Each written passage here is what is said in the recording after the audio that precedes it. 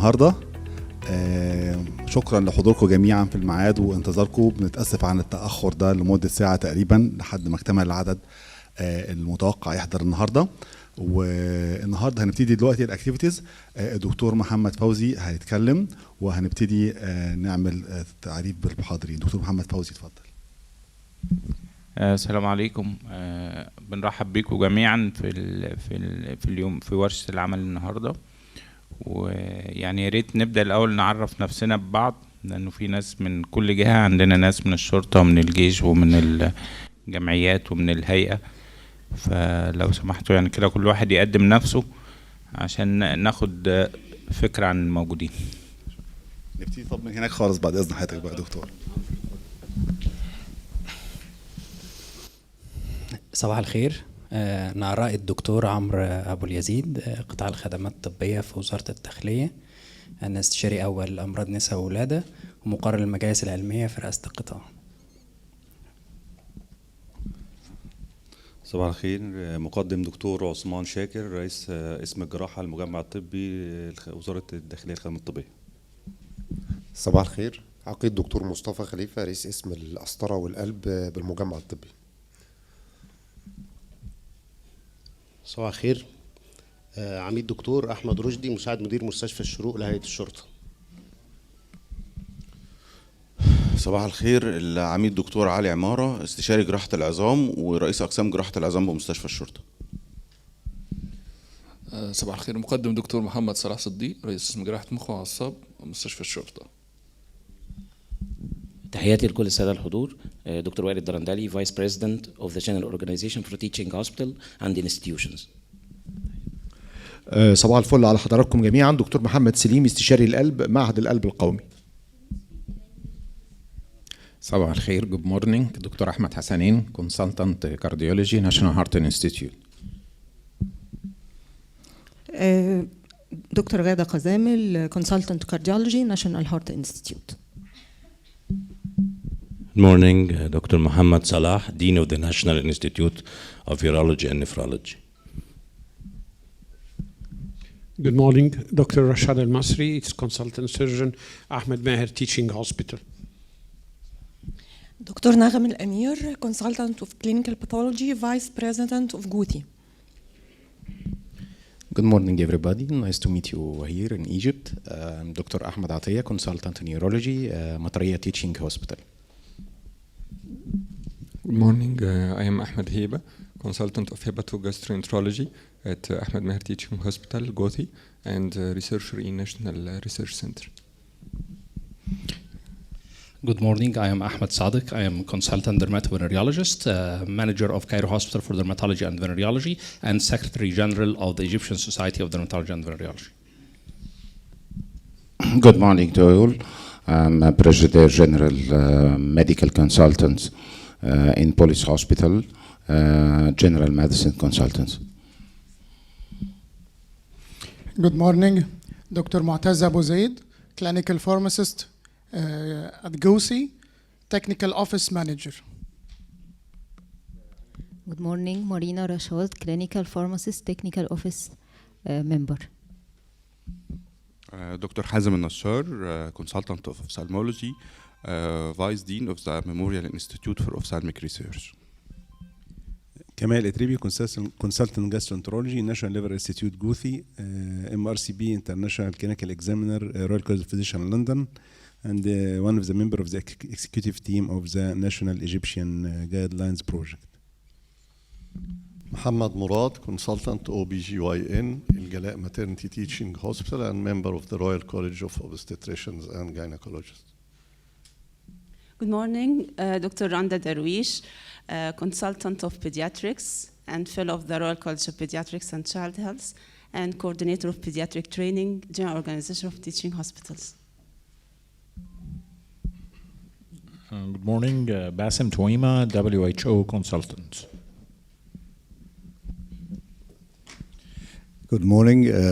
Nabil Douidar, Professor of Surgery, Head of the Governance Unit at Alexandria University, and ex-Director of the Alexandria Center for Evidence-Based Medicine.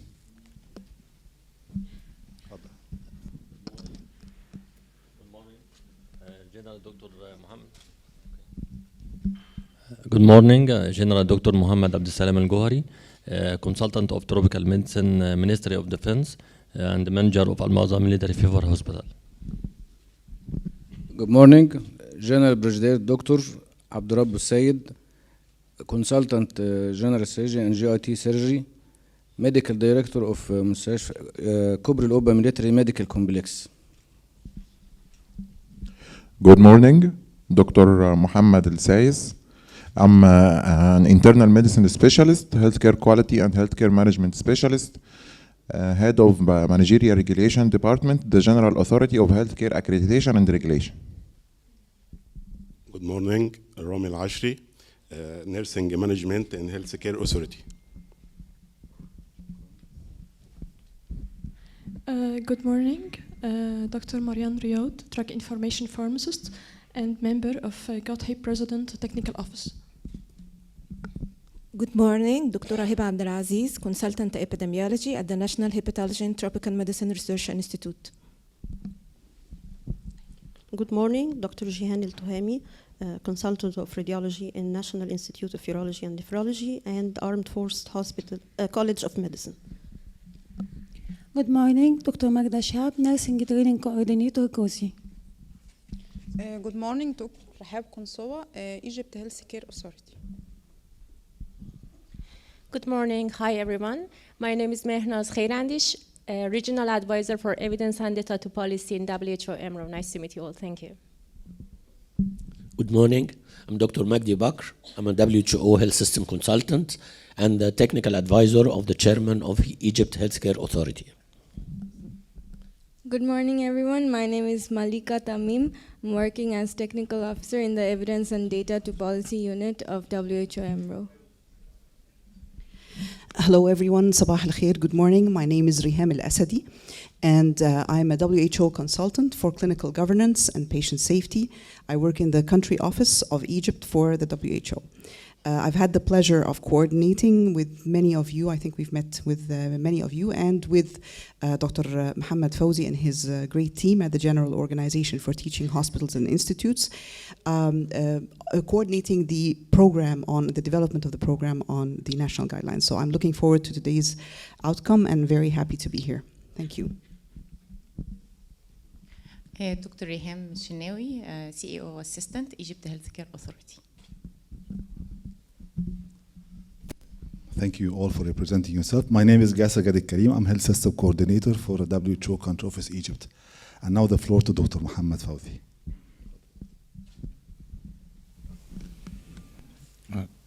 Welcome everybody. I would like to thank His Excellency Dr. Khalid to give me this chance to chair in this national project that I will be helping our patient and health service. Thanks to Dr. Naima to share our effort and her support in every project GOSI started. Thanks for everyone here, Dr. Mainaz, Dr. Arash, Malika. We have a great 2 days with great effort yesterday and day before yesterday. I hope we have a benefit from what information we get. I would like to explain why this meeting and why we are in need for national guidelines in Egypt. As you see, our partner, I think, is all of health care provider in Egypt, including military of eternity and military ministry, higher educations and scientific committees and associations, health insurance and health regulation authorities. I think everyone in healthcare system in Egypt are sharing in this national project, and I hope it will result in unification of the service all over the country.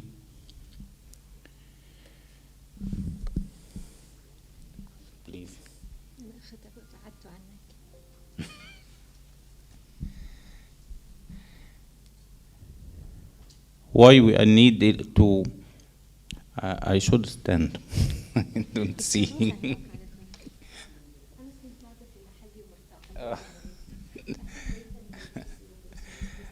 Why we need to national guidelines in Egypt and national guideline clinical practice guidelines plan.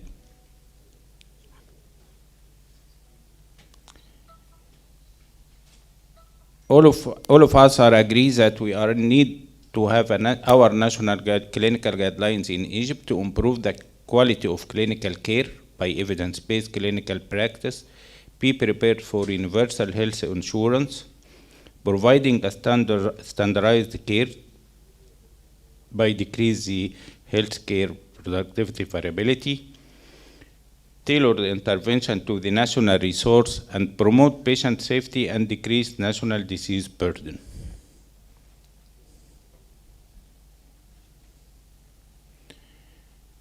Our vision to improve the health outcome while promoting patient safety and cost containment. Our mission to unify the Egyptian clinical guidelines according to international standard, rapid adaptation from the most recent international guidelines, and to be prepared for universal health insurance system to facilitate guidelines adherence. Our objectives to guideline center preparation by the end of 2022, guidelines creation and adaptation by the end 2023, accreditation from Egyptian Health Council, national guideline implementation by the end of 2023, guideline dissemination either by website, mobile application by the end of 2024, guidelines integration with EMR order sets by the end of 2024. What was done? Higher committee selection from 12 members, national guideline center selection and preparations, specialties prioritizations, 13 specialties, guidelines collection from different care sectors. There's a decree of establishment of the Higher Committee of National Guidelines. That's our center.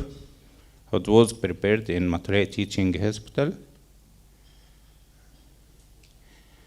We done specialty prioritizations, 13.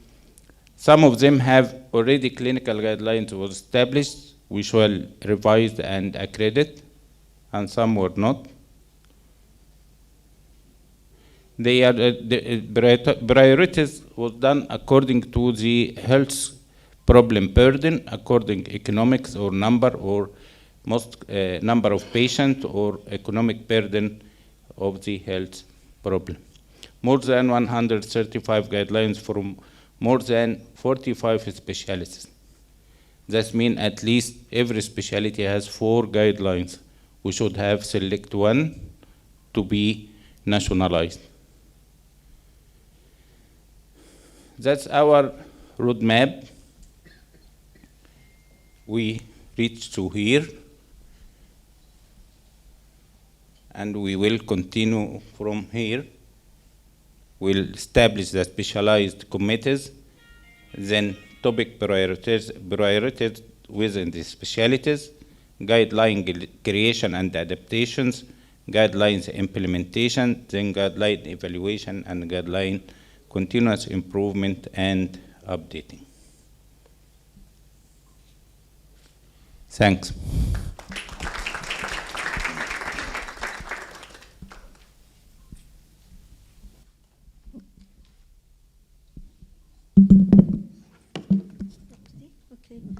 جاسر ابتدي. اوكي تعطيني ملا. صباح الخير and good morning and very pleased to see everyone here. Some of you I met the first time, right? When we met الدكتور هراش. ارفعوا ايديكم عشان اعرف الجدد من. بس 1 2 3 4 5 انتوا رفعت يدين ولا يد واحدة؟ Okay, okay, so majority, Doctor, 2/3 are new. Yes. 2/3 are new. And I am missing, as I said to Dr. Fawzi, I am missing العلاجية بالوزارة الصحة. Yeah. We are missing them, right? Yeah. And university teaching hospitals, they are here. Some of them. Okay. Because this was, we met last time, and my colleague, Dr. Arash Rashidian, how many of you know him? Raise your hand. He's very famous. So all of you should raise your hand. Dr. Arash Rashidian, he is the Director of Science, Information and Dissemination at the World Health Organization Regional Office. And when I said very famous, I didn't mean to bring something just like this. Actually, I mean this is area of his work, bringing the evidence to guide the policy, to guide the protocols of care, to guide the better care that we want to give. And we have today, we are honored also to have a colleague from headquarters, and that is Dr. Nathan Paul Ford, Chair of WHO's Guidelines Review Committee. Guidelines Review Committee. And again, this is just, he will tell you his story and how much it takes. I would like to take 3 messages that I want to give after introducing the able team that have been working with you. Dr. Riham has been assigned to be the focal point initially on the committee, but it was realized it is not a committee. It is a whole plan, it is a whole roadmap, it is a whole engagement. And Jasser already has been working with many of you through various areas of work that we do with you from WHO Country Office Egypt. And Dr. Majdi is a known to you. تعرفوا انت شفتوا وجهه ولا ما شفتوا؟ دكتور مجدي ما شافوك، انت جالس لي ورا. ما يشوفونك، والله ما يشوفونك، تعال هنا، والله. And Dr. Mehrinas, I just wanted to stand to see all the faces, but now I will sit with your permission. I just want to bring the messages of commitment of WHO Regional Director, commitment of WHO Director General to the Egypt, and more importantly to the responding and respecting His Excellency Dr. Khaled Abdel Ghaffar's request last May to actually support development of the national guidelines for Egypt based on evidence, trusted by everyone, providing quality of care that is core of your constitution, the rights to safe care, and more importantly, to ensure that we are rolling out the universal health insurance with good, as Dr. Fawzi said, with a good return, value for money, protecting the people, everyone who is living in Egypt, and more importantly, protecting both the ones who are receiving care and the care provider. That's where we see where this evidence-based national plan should be. I come from this region, in my life I was saying to Dr. Riham and Dr. Mehrinas, I have been in your place and I know we learn a lot. Unfortunately, had in my role also worked in this area. And it is something seems people wanted yesterday. It can be done. It will be done with the consensus building, and that's what we are wanting, and also with the commitment, respecting everyone. But when I was listening to Dr. Fawzi, something came to my mind, and looking at Dr. Majdi, who was typing furiously, there was a signature of clinical governance. And the clinical governance is the core of really having a full governance, responsibility, and accountability for the care. A very critical core of the clinical governance to have the value-based results, value for money, taking the rights-based approach, is actually protocol of care of the various cases we see. And I want to be much more practical, operational, to say various cases we see. While it seems it's far-fetched to have a national plan, already Dr. Fawzi showed we do have good protocols, 135 or more, has been accredited at the national level. And I remember my first time here, Dr. Murad, talking about the Royal College of different Royal Colleges in UK and how they are doing in US and how we're doing, same here, big there. So to me comes the message, this is also a core of clinical governance, can be done, and it can start parallel. I come from a background, You do not wait sequential, first, then this, then this, then this. We already know the burden of disease on the economy of the country and health systems. There is already political commitment for safe care, clinical governance, responsibility and accountability. There is already seeds have been put for various care in the different areas, obstetric gynae, cardiology, urology, and I can go on and on. Where we can do, and that's what I was discussing with Dr. Arash and Mehrnaz and Riham, how can we, to meet the expectation by end 2023?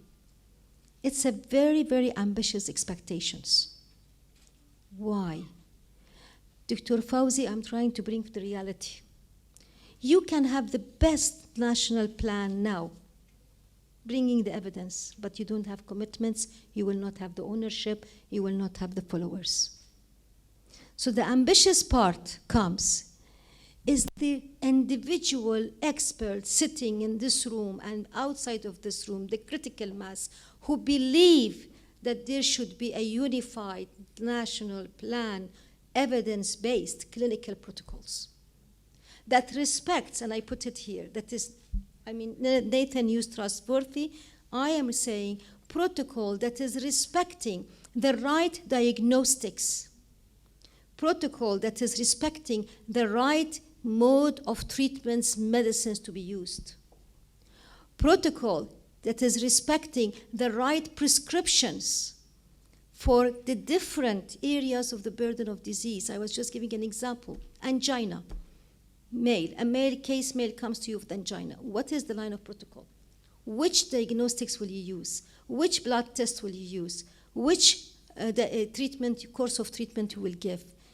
Evidence are there, but also there should be commitment. One key thing that we miss, and I have been saying, can we show the reward?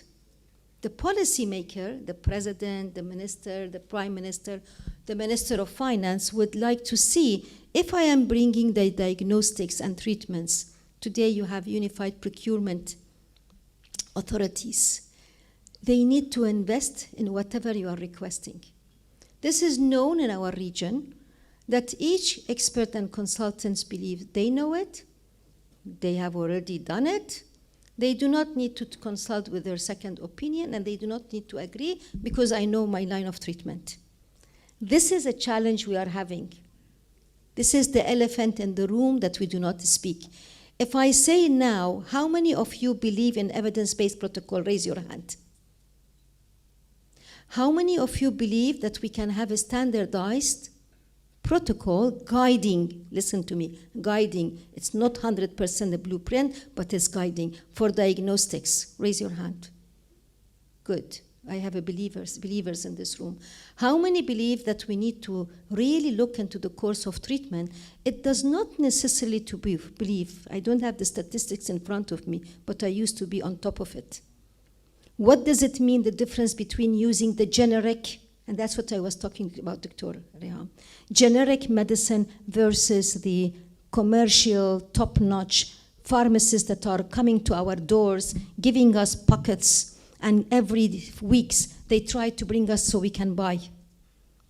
This brings to me, beside our commitments, is our responsibility and accountability angle, and I'm not preaching, I'm speaking out of practice. This should go part of the clinical governance, and it goes part of the national plan of action for national guidelines, protocols. I call it protocols so it will be clear, evidence-based protocols for care.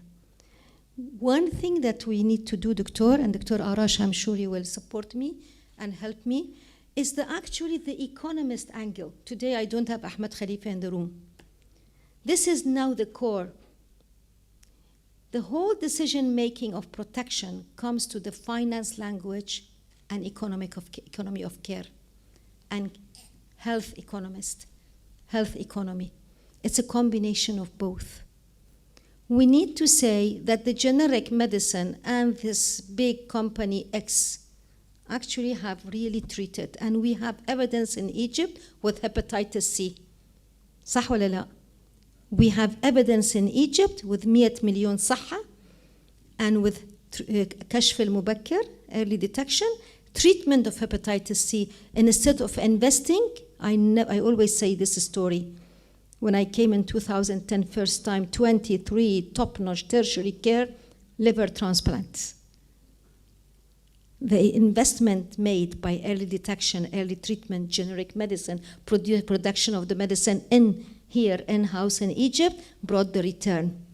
The return in the health of people, the rights of people to receive the care, the quality of care, clinical governance responsibility in terms of broader quality of care, patient safety.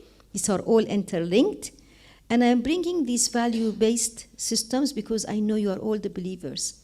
Where is the elephant in the room is that we be direct about it and say, what's next step? We can do it. We will have national plan. By having the national plan, we already have achieved, and this is what I was talking to Mehrnaz, achieved, selected, prioritized areas that we want now, according to the burden of disease, and start protocol. I know that I am told not area, I will take cases or diseases. Very specific. Start protocol, so you have your overall plan, but start with something that can show, can demonstrate. That is our commitment. We will support our commitment. Already we have been active. In 2 months, this is like active virtual and hybrid and physical missions by the team of WHO. More importantly, to have a consultant, Dr. Arash is supporting us, to be working with you, Dr., on really negotiating, building the consensus, bringing the unity on areas to work. With Dr. Mehrnaz, I said we can start with the whatever prioritization list, so we can start with some, not everything, for example. Urinary tract infection in female, what's the course of treatment? What should be done? I'm talking about prevention, early detection, treatment, follow-up. I didn't say yet promotion. But I'm talking now the medical line, the clinical care. Then we can also really start having, from now, an element that guides us to show the difference from all these clinical guidelines, بالشرطة, بالدفاع, sorry, in English, in interior, in teaching hospitals, in the private sector, in the civil society like Shafa Orman. What does it mean in a difference made? Did we make a difference? And that is something, a challenge that Egypt can bring and share at the national, regional level. And actually will guide other countries, because I know, as I understand from Dr. Arash, we are the second region who have really invested in where Egypt is being one of the priority countries to work on the national plan for clinical guidelines and adaptation based on evidence. We have so much evidence. And Doctor, bring also your young ones, the ones who are doing now research. I heard several people talked about research, but also the young students who can help you also to dig the evidence, to dig literature, compare, and see what will work. I'm sorry it took longer time, but I wanted to see blink or where we were, and what Dr. Fauzi said immediately came to my mind, things that also that we need to do. Thank you very much, Doctor. And you need to sign the clinical governance. كلهم. دكتور كل مرة تجيبون الناس يوقعون. عن شرطة يوقعون. البريغيدير موجود. والدفاع وينكم؟ Where is Ministry of Defense? الدفاع نجيكم مع الوزير ونوقع. Okay, WHO has been supporting, so we are not. Thank you very much. I want to introduce, if you allow me, we have directed to go to Dr. Arash. We thought it will save time. He is having a presentation on guidelines and other tools for enhancing national health. And to me, this is going to bring a components of, we speak the shared language, shared meaning, shared understanding. If you don't understand clinical governance, then we know the language. If we don't understand, we need to explain it. And that's what Dr. Arash is going to bring. At this note, I would like to give one caveat that I might be leaving around 11:15, but I will be following you very closely, and hopefully to come back to see what's the deliberations have been. Thank you. Okay.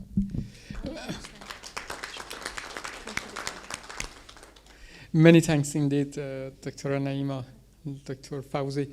Assalamu alaikum, sabah al-khair jamian.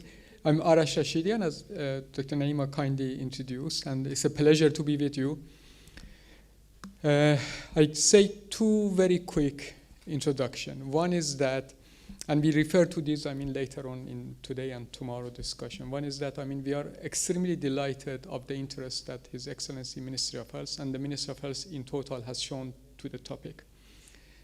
These programs cannot be done without the policymaker direct involvement. And that's how it is going to happen, and that's what we have seen. The way WHO is responding under leadership of Dr. Naima is also with the same urgency. I know whatever a minister asks is usually for yesterday, not even tomorrow. So the timeline may not be sort of ideal for a policymaker, which is always the case. But at the same time, we know how these systems work. So the time that, the way that GOTI is progressing is impressive. The way that all of you are together, we've been really impressed in the last 2 days. The report I received from my colleague, Dr. Mehnaz, the discussions of the last 2 days, this is really impressive. And with WHO, we also follow with the same pace as you do. The other introduction I want to give is that, so we also understand that many of you are well-versed in this discussion. you have experience, you have interest, and you are coming to the focus. So today and tomorrow, the purpose of what we call the workshop is not training. It's actually discussing the key issues. So as part of it, we've used the feedback of the meeting that we had together a couple of, it was 3 weeks ago, I think. And sort of the discussion that we had in that with the council at GOTI, so in terms of areas of work, and also the discussion that has been the last 2 days in terms of what are the main areas. Some of the topics are easy questions. You may know the answer fully, but you may have different answer in your mind compared to the next person. So we want to distill those disagreements or those areas of lack of clarity. And the second part is that by tomorrow, we would like that to have the chance to work with you on the national plan. The way that you want to structure it, the way the process wants to go. So it's really important also to talk of the examples of evidence that exists, other countries, how they've done it, the programs, the cost implications, the time implications, and make the programs realistic. Within the course of today and tomorrow, I will refer to some countries. So as I mentioned, a policymaker intention is the key factor. But we also have seen countries that they started enthusiastically, but they didn't continue. So it stopped after a while. So having sort of making sure we lay the foundations strong would be good, excellent for Egypt, given that your plan for UHC, the ambitious agenda that the country has. Okay, so I think I should have a cursor mover. So thanks. Okay, so I'm going to very basic terminology, and we are a bit behind the time, but that's fine. We can go quicker, and then we will follow with my colleague Nathan here. So some terminology I want to follow if I realize how it works.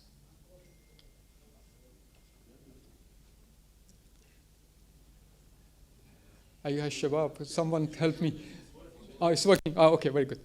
So the two quick things, defining what is meant by guideline. We had some examples of those discussion, and then sort of objectives for the national program, so how they could be and how they go forward. Okay, so the first thing that comes to mind, the main focus of the discussion has been so far, and that's the role of GOTI as well, is the clinical practice guidelines. But for a Ministry of Health, also the public health guidelines are absolutely important. And I have no doubt, as soon as the program establishes and goes ahead, that would be the request of the ministry. The other issue is that in terms of methodology, they are more or less the same. That's using the same, the questions are different, the stakeholders are different, the way that you approach the question might be a slightly different. In terms of technical capacity and the way you handle it, similar approach. So always when you see programs for practice guidelines, they also, for the organization that have responsibilities, also include public health guidelines. But I want to ask the question, so what is the difference between those? If someone, I expect that all of you know that, but just want to make sure we are on the same page. A clinical practice guideline and a public health guideline. Anyone? willing to give an example? Yes, please. So clinical practice guidelines, I think how to treat and how to manage the patient and investigations, whatever, blah, blah, blah. But public health guidelines, I think it's more about how to prevent the diseases.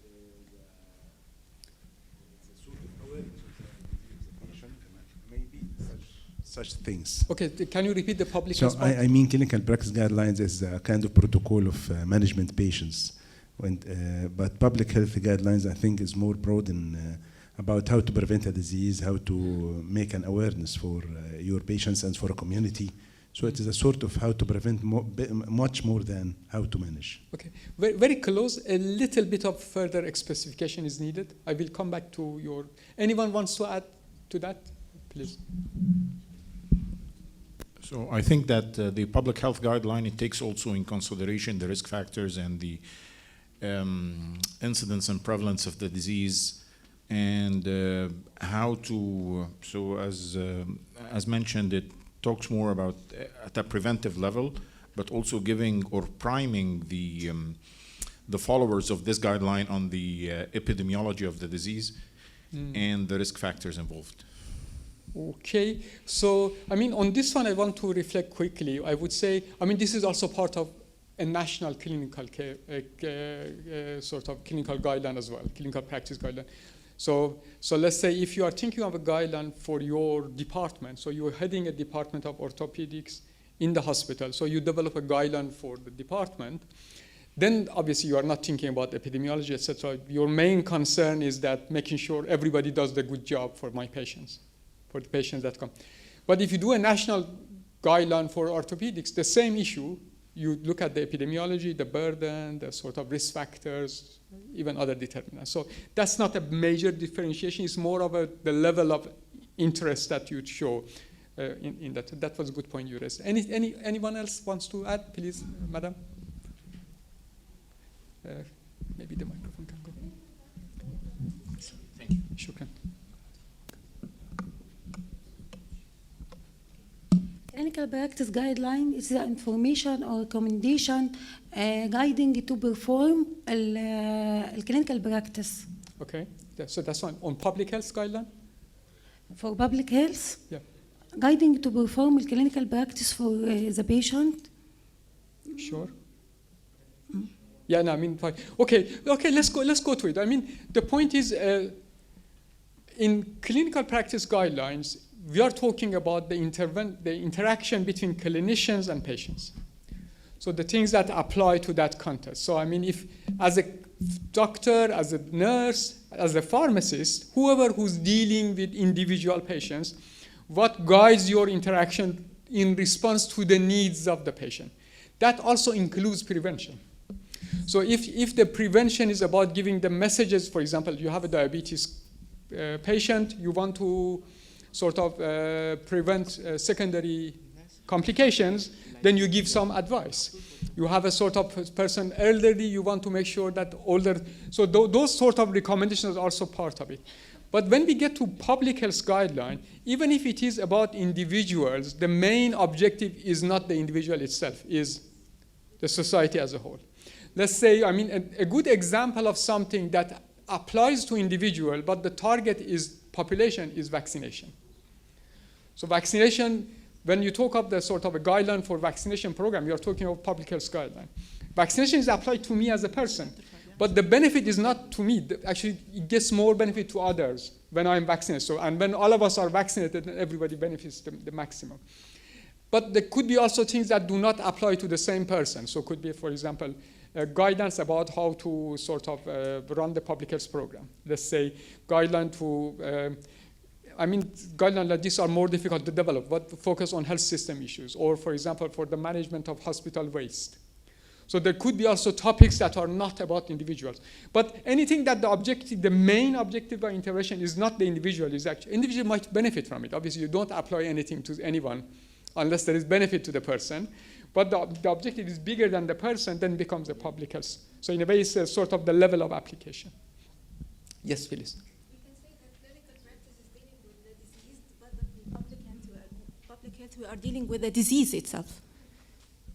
Yeah, more or less, but then based on the examples, sometimes they could overlap. Okay, so in a way, so as you can see, they're very much linked, but then obviously easily you can see, well, the stakeholders are not the same. So the people that you involve is different, the people that are discussed. So, okay, so this is a bit, yeah, it needs, I think, maybe Shwaya more power here, but I don't know. Maybe the battery has a problem. If anyone can give me a new battery, please.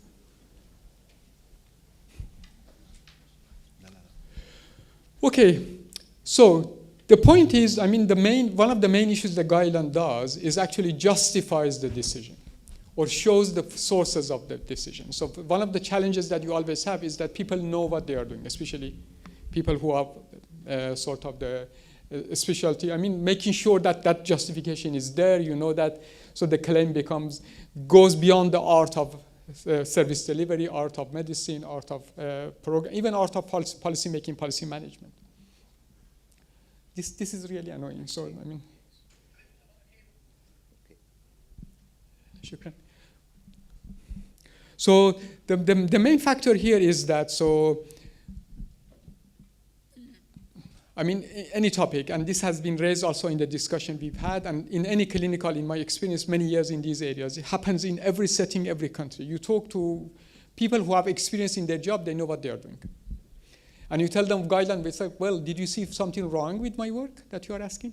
The main answer is no, we want to make sure what you are doing is correct, to make that explicit. So this is not about individual practice being bad, it's actually to show the source of the knowledge. Showing the source of knowledge sometimes results in improving the system, sometimes not.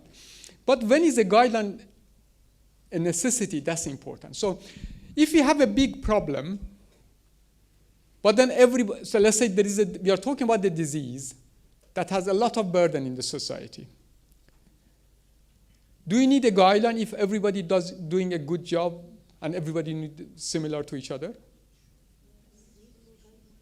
Why do you need that? If everyone doing a good job and this is sort of, there is no disagreement.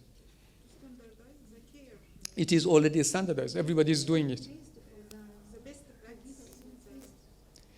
No, I mean, my question is, so you say, I want to get to the best practice. When do you say that? When you see some people are not having best practice.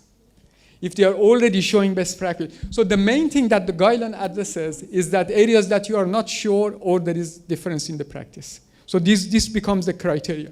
Yes, please. We need the guidelines even if we all agree on it, so that there will be a continuity of the same practice. New generations are coming and they need to follow the same thing. Okay, so, but let's say, I mean, I forgot your area of specialty, if you remind me, please. Pediatrics, okay. And so, well, I mean, it's like everything in medicine. So let's say, I mean, you are specialized in pediatrics rheumatology, for example. So how many topics you would have of interest? Hundreds? Hundreds. Even if we get to one of the diseases, there will be maybe tens or several topics that require guideline, okay? If you are dealing with hundreds of topics, which one do you select? Diabetes. Why? For example, because it's primarily it's very common, it's spreading, and affects a population that's quite vulnerable. When we talk about pediatric diabetes, this is very critical, needs critical management. So there are lots and lots of practices and lots of things. Many people agree on our current guidelines, and it's working, but future generations are coming, and new changes and developments in the practice are coming. So we need a guideline to be fixed, and then re-evaluation for it, so that we can improve it, and the next generations will follow up on it. Is it the same as update? So doing an update, like, yeah, I mean, the same question applies. Yeah. So in a way, I'm not going to sort of, I mean, to challenge that, but I mean, my feeling is what you are saying is, it's an important topic. You said it very clearly. It's a sort of area of sensitive population. They need a lot of care. But back of your mind, you are not 100% sure that everyone being managed properly. Is that the case or not? So that's what I call variation in practice. That's the justification for the guideline. Because if you, what you were saying was that is big population, sensitive population, that is, they need care, but everybody is already doing a good care. Why do you need a guideline now? You don't, shukran, yeah, okay. So the point is, when you want, we are actually jumping to the discussions of also the afternoon when we talk about priority setting. Because I know the criteria that was used in country was about the burden of the disease, burden of the cost of the disease as the main criteria. Moving, okay, sure. So those sources, I mean, alone is not enough. The sort of making sure the guideline is actually answering issue. The other issue is that an area that is new or changing, the evidence new coming. In COVID, I mean, it happened a lot. We had a lot of challenges, including in countries of our region. I mean, we did a review of 10 national guidelines for COVID treatment, end of 2021, so about a year, more than a year after. 10 countries out of 22 countries of EMRO. None of those had the best evidence summarized in the guideline, in the national guideline. There were national guidelines developed. Many of them missed the key elements. A new area has been identified. The guidelines are not following the same standard that they should do. So that's become an urgent issue. If you have a national program, then you address it more quickly, more coherently, in a way that brings more evidence there. So I'm not talking about Egypt. I don't honestly recall whether even Egypt was among those or not. So I'm talking about the picture. And if you have 10 countries out of 22, and only those 10 have been assessed, and all of them had problem, then there is a big problem. So that's the evidence. Okay, so in a way, the main objectives that we come forward, reducing variation, obviously patient outcome and controlling cost. One thing I need to add is that guidelines can also result in increased cost.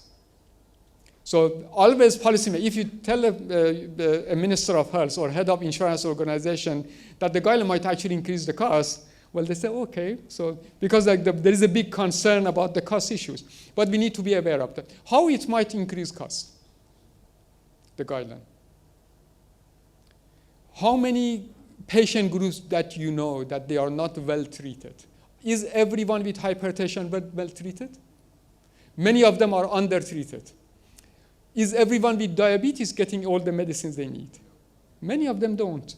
Is everyone with depression? So if you have a very good guideline and a good plan, you actually increase costs.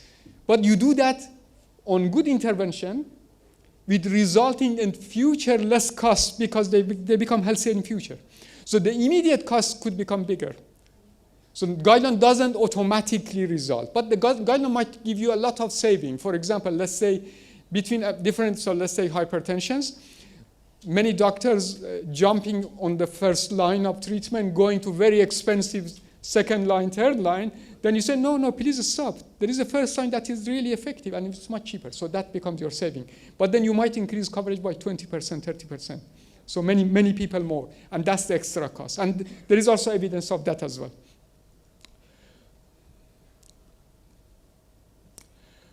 Okay, the other benefit is, I mean, for academic is the sort of bringing the knowledge together. Sorry, can we go back to the previous slide? Sure. Thank you. So you mentioned about controlling the cost for the guidelines, but isn't this the main goal of health technology assessment? That's a good point that you raised. We come back to that again. The health technology assessment and guidelines are not different in that perspective. They are different on what they address. So the things that health technology addresses are not the things that the guideline addresses. Guideline might use the result of a health technology assessment. Let me explain. Let's say we are talking about management of head trauma. Okay, head trauma. Accident-related head trauma. It's about how to sort of, I mean, for example, using radiology for those purposes. And then the discussion is that, I mean, sort of, well, for if the patient is coming relatively unconscious or severe damage but conscious, I mean, the accident has been serious to head, but I mean, patient is conscious, is X-ray enough or not? Should I do MRI, for example, or CT scan, which is a better one, there or not? So then you probably look at the evidence. You might result saying that, well, directly go for CT scan if you see this and that. Don't start with X-ray and then move to CT scan. You are dealing with the head trauma management, okay? This question cannot be answered by health technology assessment. But the question that health technology assessment addresses is that whether bringing a new generation of CT scan is a good investment. So, and that CT scan is not only used for head trauma, it's used for 100 other things. So when you assess, it's actually saying that overall, is the technology answering areas of need and is helpful. So health technology assessment focuses on one intervention or technology. So it's focused on the intervention. In Guideline, you address a disease, a public health concern. Within a disease, you may include several interventions for the management. 10 medicines you are considering. Diagnostic services you consider. Could be radiology, could be, for example, if it's a cancer patient, imagine the number of interventions you are involved. But then whether a new radiotherapy tool to be brought into the country and how many of them is needed and where, that's a question that the health technology assessment can answer, the Guideline cannot. So they are different, but then they have the same overall goal. Okay, so also there is benefit. One thing that usually senior clinicians really love is that if I have a good Guideline, I give it to my juniors and they learn. And also, as a senior clinician, if a new topic, I'd rather to have the Guideline because I can read it quickly. Instead of going to so many, if I can trust the Guideline, then I know what I'm doing. Sometimes one thing as a senior clinician you love most is that one of your juniors coming that, oh, sir or madam, oh, yesterday this society introduced and the latest Guideline and say, yeah, give it to me. And then you look at it, oh, okay, good. So what you get out of a quick look is much more than many papers. So then that's additional. This is not why ministries of health want Guidelines, but there is quite a lot of benefit for academic process. Okay, so there are terminologies, and these are important to identify. I'm not going into those. So what is a Guideline? I want to focus on this area. This is a challenge we face, including also in WHO Guidelines when we present them. This is a very old definition, not very old, actually, it's a very old that was updated in 2011 by Institute of Medicine in the US. I will go to WHO definition as well soon. So Guidelines are a set of recommendations that are intended to improve, this is what clinical practice guideline, patient care, and they are informed by systematic evidence. So the methodology, there is methodology behind it. The focus here, apart from the methodology, is on recommendation. So the Guideline is not 100 pages that shows exactly what's happening. It's actually the 20 recommendations that you are telling doctors or nurses or pharmacists to do. So that's the main thing that you focus. Everything you do is just to get to the right recommendation. So WHO Guideline, you can see the definition here. So it's 2012 definition, has not been updated, it's still valid. Is a set of recommendations about practice. And with this set of recommendations, when there is then the argument of how we reach to the recommendations to make it a WHO Guideline, that we'll listen to Nathan in a few minutes, and he will explain the processes that are done in WHO to get to that. But the main thing is the recommendation. Sometimes I open a Guideline, and then you go to page 10, page 20, page 40, page 50, you see one recommendation. Then you go to page 70. The people who wrote it, they didn't know why they wrote it. That's not a helpful Guideline. You need to have those 100 pages to justify the recommendation. But when you give the recommendation, it should be a short page that a clinician basically can put it in the pocket or on the mobile, read it quickly, refer to it often, and apply it. If you just press on the A. Okay. Because there's a mouse there. Yeah, there is a mouse. It's super sensitive. The previous one wouldn't move. This one, I move my hand, the slide moves. I really apologize. Yeah. Yeah, sure. Okay, sure, Mishuk.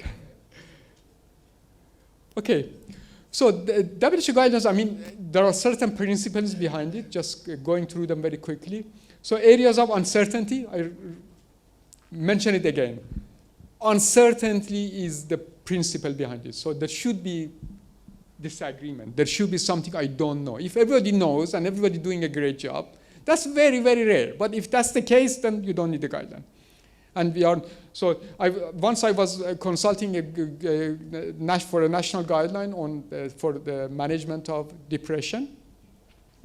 And they were focused on the sort of management of depression, severe depression in hospitals.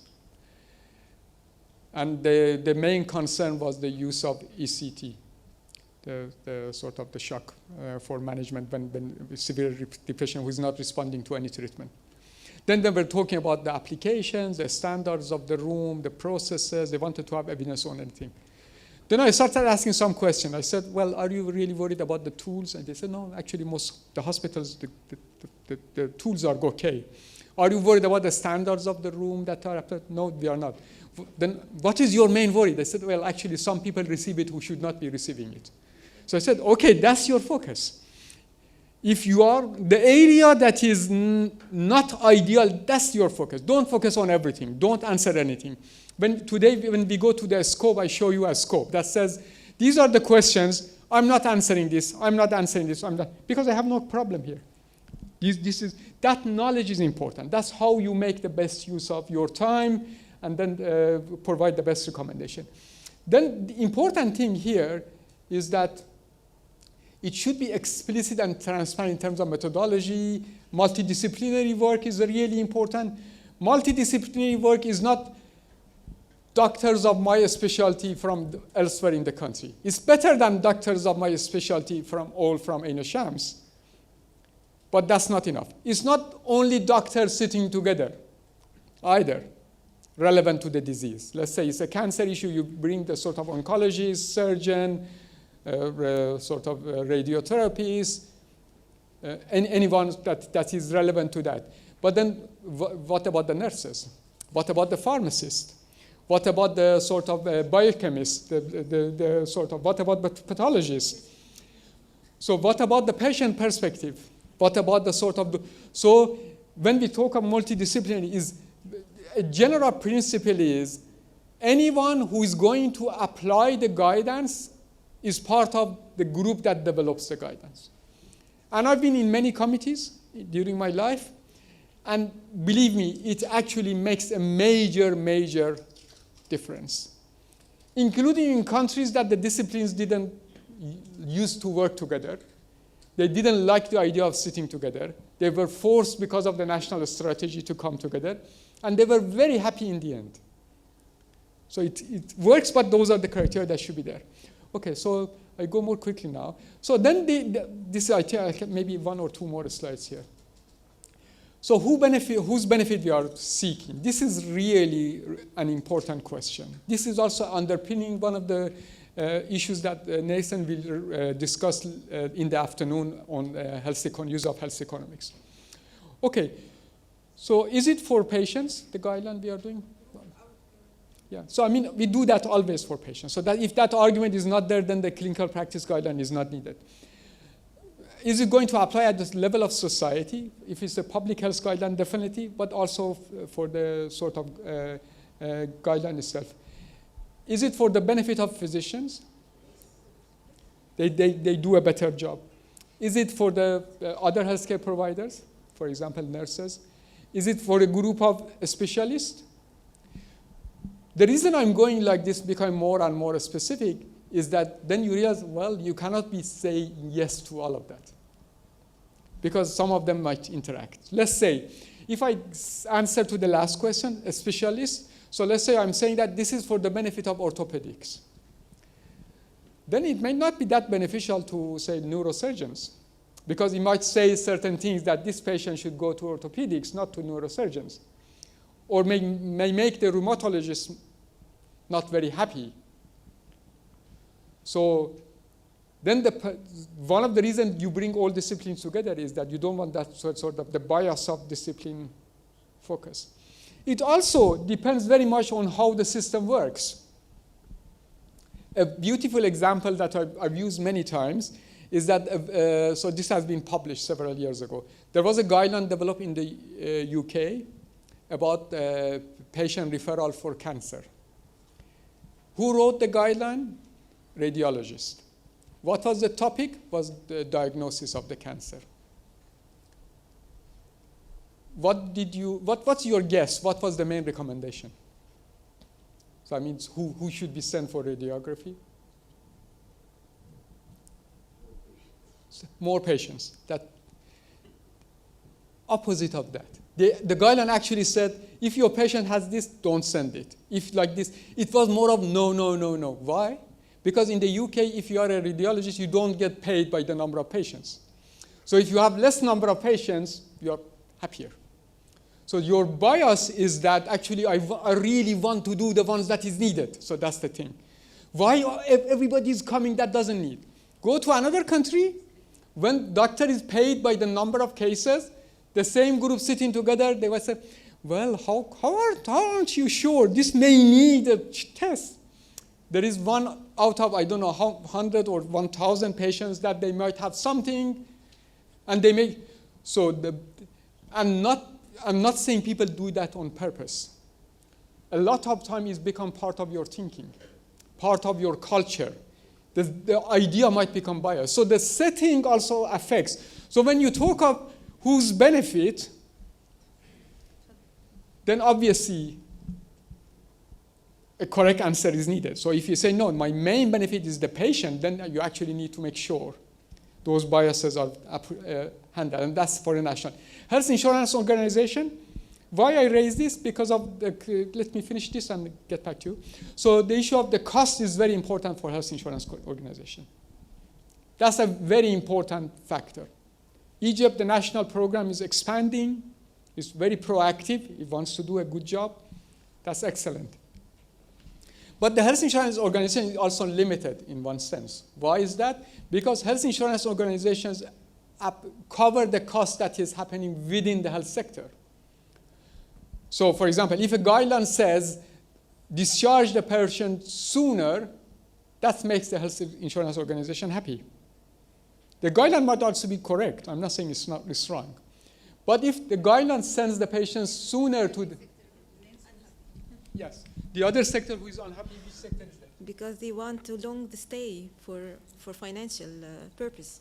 Ah, okay. So that's a good point. So that I wasn't referring to that, but that's a good point you raised. So this provider might be unhappy. The hospital might say, well, I'm losing out because the extended part is actually the cheapest part that I can get the per diem, but I mean, my cost is less. But also when you discharge sooner to home, what happens? The family should take care of that. So then the cost to the family might become bigger. So if your kid is discharged sooner, that means the mom is busier. If a partner is discharged, a spouse is discharged sooner, then the husband or wife is busier. So then, I mean, there are, so, and lastly, okay, sort of all others. So then when we come to a national, then with this introduction I gave, the national guideline, the perspective should be always here, patient or society. Sorry, sir, I forgot. Please go ahead. That's okay. So thank you very much. You mentioned a very interesting point, which is the bias.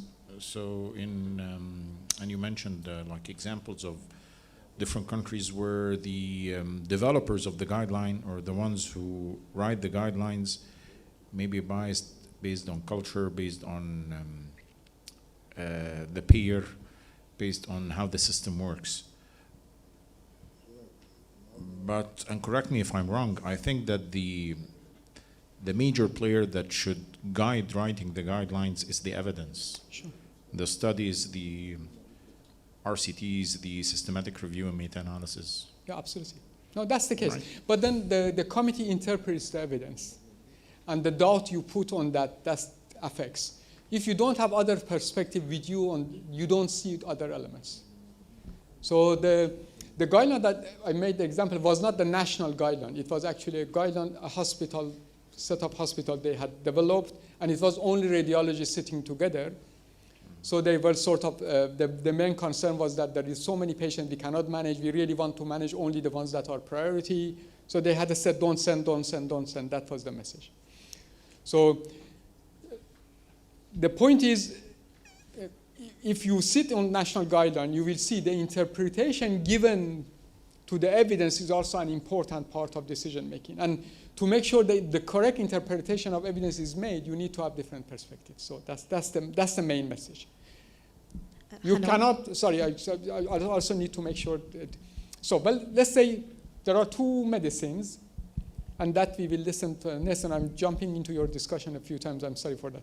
So the medicine A is better than medicine B for the management of, let's say, hypertension. Medicine A is cheaper. The outcomes are much better, so 30% better management of hypertension. It doesn't have any side effects. This medicine is not as effective as that one, may or may not have side effect, and also more expensive. No committee is allowed to, I mean, if you ignore this evidence, then it's not evidence-based guideline, khalas. But when it comes to more complex issues, more nuanced issues, the clear cut is not that clear. And that's where all those things come into play. Yeah. Okay. Thank you, sir, for the nice presentation. I'd like to add if the benefits of for the doctors is the medical legal aspect of how should we do for the patient and just to do the right thing for him. So, that's really important. That, I mean, I'm not covering here. I will refer to, that's a complex issue. Very much depends also on the context of the country. There are two issues there. One is that as a doctor or anyone in clinical care, if the guideline has been followed, you have better protection in legal system when there is a complaint. And that may prevent bias. That's a benefit of the guideline. I put it like this. Okay. That's the benefit of the guideline. Thank you. Of course, it very much depends also on judiciary system. So there are certain judiciary systems that they say, oh, we don't look at that. We bring a consultant to give evidence, and we don't look at the paper. So then that would be the negotiation of the national program to make sure that anything that is signed by the national program is also identified by the judiciary system. On the other hand, there is a risk as well. The medical legal goes both ways. The other way is that if you don't follow, then you are more likely to be litigated or to not to be able to defend yourself. That's also something that gets the clinicians worried. So it's really important when the program is working, addressing both issues with a lot of care. As we heard from Naima, guideline is not a clear-cut recommendation. It doesn't say, there are cases that say every patient should receive this. But such recommendations are a small fraction of guideline recommendation. Most of them, they also have certain elements of if your patient has this and that and this and that and your setting is like this and like that. Those conditions you need to assess as a physician. But then you need to justify if you didn't follow the guideline process. So I mean, it's an important issue that needs to be part of the agenda. Sorry. Okay, so then that's what we call the perspective. So patient perspective and population perspective as the key perspectives. Even the patient perspective alone may not be enough for a national guideline. Why? Let's say, I mean, an area that my colleague Mehnaz worked on it a few years ago on SMA patients. What does SMA stand for? I've forgotten. So the orphan metabolic disorder. One of the sort of, let's say, Gaucher disease. So, yeah, Gaucher. So, I mean, if my child or myself or whoever has a Gaucher disease, I have a lot of interest to get the best treatment. My management is extremely expensive. For the health system, that might mean not having enough budget for something else. So then the population perspective and the patient perspective are not the same line. That's also another argument that the national programs, they are always dealing with, and they need to make decisions on how to handle those. Obviously, the conflicting I discussed that. The other issue, finishing with some terminologies, what is protocol? So protocol is a set of things that says do this and that, 1, 2, 3, 4. So for example, nursing protocols are really good. One of the reasons that, I mean, almost everybody is happy with nurses in hospitals, is that good nurses always follow protocols. One of the reasons that everybody is concerned about doctors is that doctors are not good in following protocols. So that's the sort of culture that exists. The protocol is not a guideline. Protocol could be the immediate follow-up a guideline. It may be also a standalone without a guideline. So you sit down saying that for the patient should be managed like this in my ward or in this hospital or the national process. Let's try to give an example. Let's say I'm dealing with the management of, let's say, a gynecologic cancer. So it's about sort of use of oncology treatment. What does the guideline tell me? The guideline tell me use drug A as the first line or the combination of A, B, and C together and do it for so many doses. That's it. And if manage the relapse like this, your second line treatment is that. These are the guideline recommendations. Well, take the guideline, this guideline recommendation to a hospital and implement it. Without the protocol, you cannot do it. It cannot be done. You really need a protocol how to combine them. Who combines it? In what setting should be done? How to administer it to the patient? What would be the time of infusion? Who will be available in this room? There are so many other things. You want to add? Yeah, there are. So those are the protocols. So then the protocol is like that. I mean, why guidelines don't address protocol often? The main reason is that you do not have good evidence to, I mean, for guidelines, you go for randomized controlled trials. You don't find randomized controlled trials that one of them did it like this, the other one did it like that. There are certain practices that are established. But then for the implementation of the guideline, you need protocol to go forward. The other terminology is clinical pathways. You are familiar.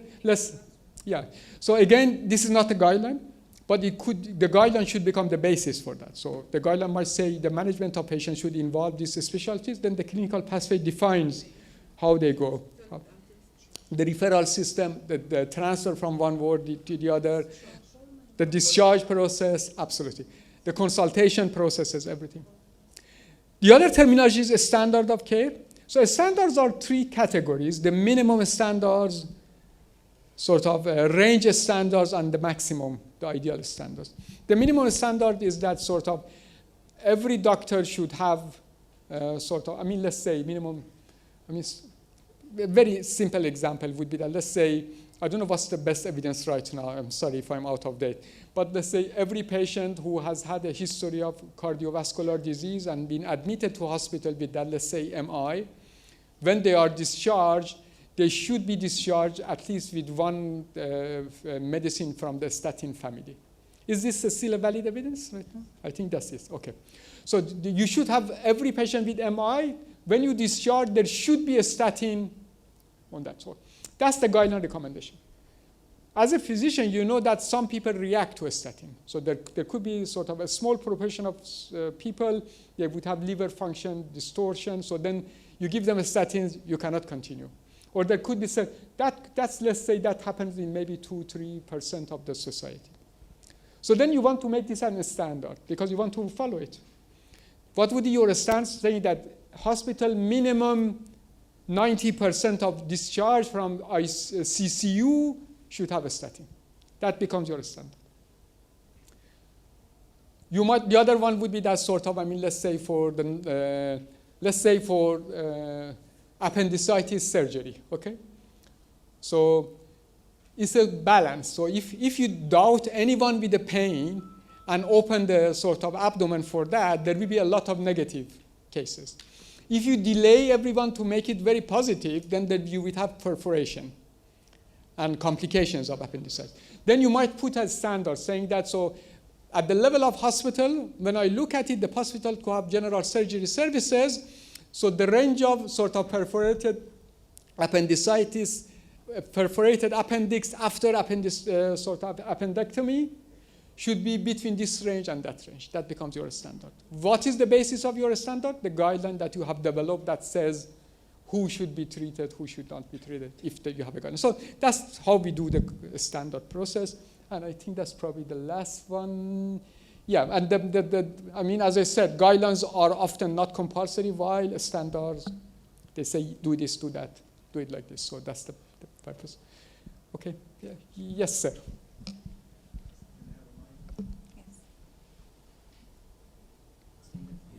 Thank you, Arash, for. I come back to you. Thank you for the illustrative lecture on definitions. So we all know about the definitions now, but what about the term consensus? What is the term is meaning? Okay. So consensus, we discuss it tomorrow when we talk of sort of decision-making processes. Consensus means agreement. So let's say this table, we are the guideline committee together, and then we get to a text of recommendation. We put a draft there. If everybody says, I'm happy with that, then we have consensus, full agreement. But then how to get to that consensus and how to define it in advance and how to report the level of consensus, that's the technical discussion that we will have tomorrow. Yeah. Okay, you had a question? Regarding standard of care, the main target is to improve the performance, mainly, like in being an anesthesiologist, in the major vascular and the major transplantation operation, like liver transplantation, they are use tools or monitors to improve the performance, like thromboelastogram, like the advanced in the cardiac output monitoring. So these standards or these monitors, like to monitor the hemoglobin by pulse oximetry, radical 7, these tools had been mainly directed toward to improve the standard of care, to improve the standards of performance inside the OR, especially in the major vascular or the major operation. Additive tools طبعا في standards like ECG, like non-invasive, like invasive tools to monitor the blood pressure. But when we talk about the standard of care, we are tailoring all the functions of the monitoring regarding the critical patient inside the OR, aiming to improve the performance. So this is an example for a standard of care. I think that was really good because you added also certain elements there. So we use a standard for so many different processes. For example, we say the gold standard for a diagnostic, or a sort of the standard for a sort of a functioning OR. So what should be there, what should be visible. Or a standard of service. So the insurance organization, I'm sure, has started doing that, and they may do more of that. So this is different. So when I talk of a standard of care here is about the indicators. For example, if you want to see whether your standard or service is working well, then you develop certain indicators to make sure the functioning is happening. So in a way, it helps you to demonstrate and monitor functioning. And of course, implementation of a guideline. Okay. Many thanks, colleagues. Thank you.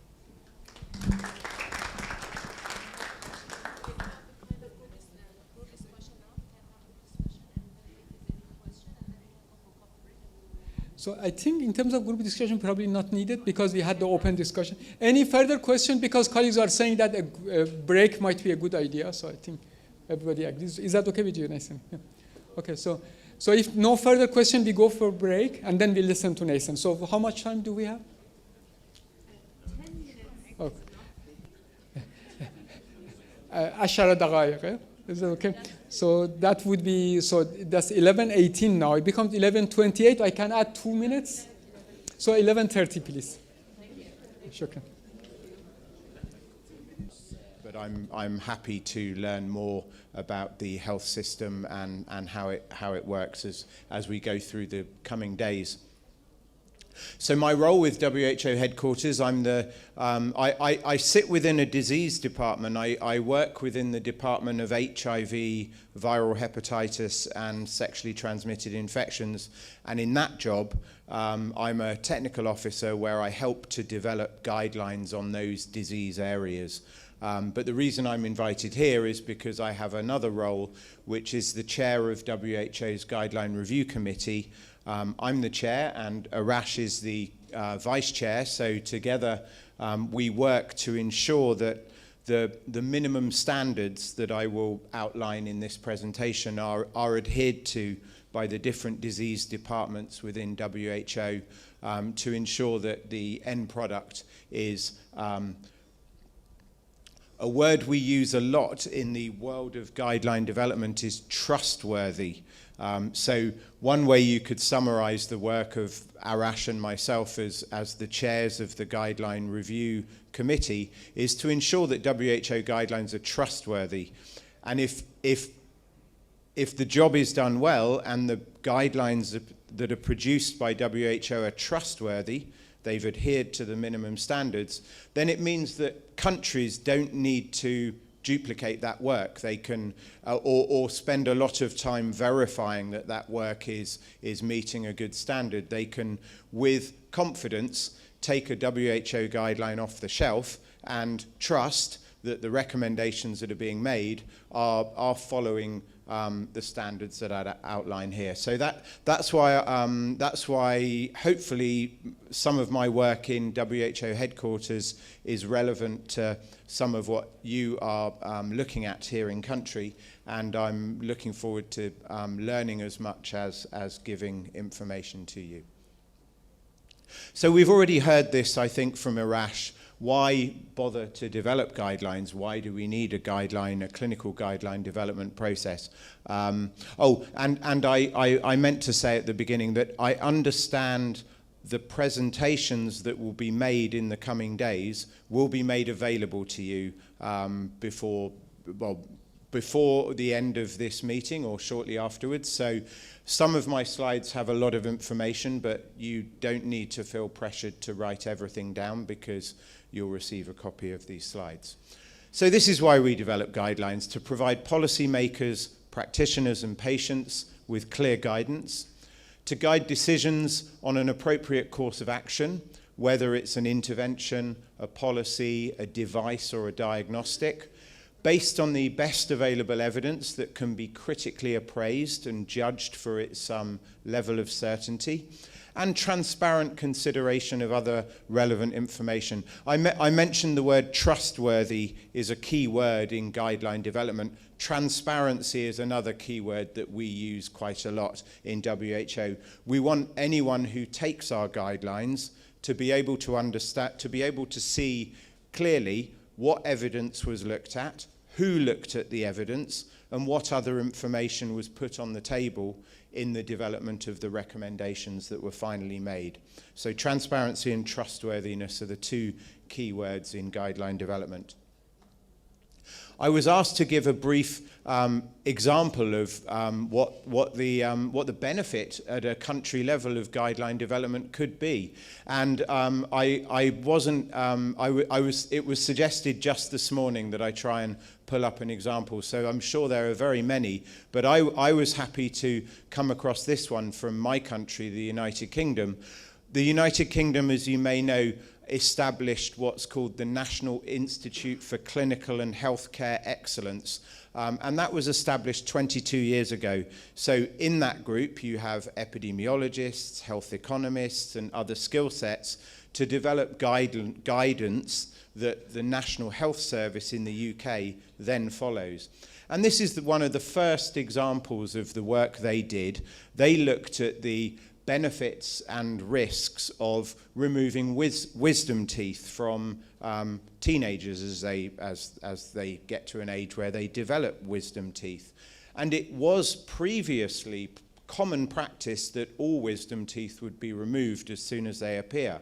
The National Institute for Clinical and Healthcare Excellence did a review, and it became quite quickly clear that you didn't need to remove everybody's wisdom teeth systematically. You should only remove wisdom teeth when they cause health problems. And it was estimated that this simple recommendation to stop systematically removing wisdom teeth saved the health system £5 million. And this was 22 years ago. So multiply that by 22, you have £120 million saved by the National Institute of Clinical Excellence on this one recommendation. And then there are obviously additional cost savings made by not having surgeons do something that wasn't actually clinically needed. So you can see very quickly that clinical guideline development is cost saving. The money that you put into developing the processes very quickly pays for itself in identifying those healthcare interventions that are not needed, as much as you're able to identify interventions that are needed and may be more beneficial, but also cost saving. And I'll give some other examples in the presentations as I go along. Why does WHO have its own guideline development processes overseen by a guideline review committee that myself and Arash work on? Well, it's because in 2007, WHO itself was heavily criticized for not having an objective, transparent, trustworthy process to guideline development. It was an independent group of academics did a review of how WHO develops guidelines, and it concluded that the evidence was not systematically appraised, it wasn't appropriately synthesized and interpreted, and it wasn't reported in a transparent way. And the process relied too heavily on individual experts sitting around a table, saying what their opinions were, and that became a WHO guideline. And that was not meeting the understood standards that were used by other groups at the time. So in credit to the Director General of WHO at that time, a process was extremely rapidly, within a year, put in place in response to this public criticism. The Guideline Review Committee, a committee was established, a handbook was developed, and the handbook that is now in its second edition is what everyone in WHO who develops a guideline has to follow. And these are the core steps. It has to be explicit. The process has to be explicit and transparent. There needs to be a clear scope, objectives, target audience. It needs to be multidisciplinary. It can't just be a narrow field of experts in a given field. It has to consider all of the perspectives that need to be around the table to develop the guideline. The funding of the guideline needs to be publicly stated, so to ensure that end users understand whether there's any financial conflicts of interest. And for sure, the funding needs to be independent of the subject matter at hand, so no funding from industry and so on. And it needs to adhere to WHO reporting standards. The relevant contributions need to be disclosed and managed, and I'll talk about that in a minute.